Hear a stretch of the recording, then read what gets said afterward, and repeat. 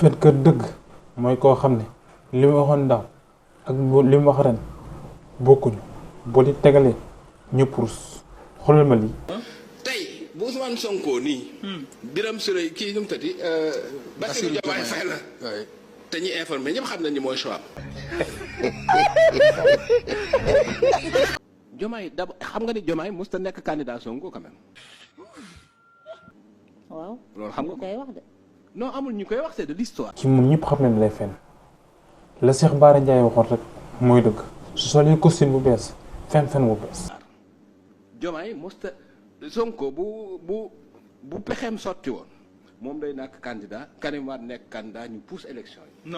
nga mën a duul mën a fen mën a nettali mën a may sa bopp importance. loolu mën a xam yow téye kii. waa jëpp a bi sale petit gars. ngeen Mame Matar Gueye ca bu njëkk. Macky Sall rejeté suñu proposition de loi ba dañu fal koo xam ne sax xamuñu ko ndax faj mer ñu bari bañ leen ne ki falu président Diomaye Faye la tuddee ñu ne kuy kooku sénégalais moo am boobu détermination bu meree rek mën na jël benn golo wala benn ganaar sax solal ko mbubba président ne ko yaay falu. xool leen Mame Matar Gueye tey ak Fataam.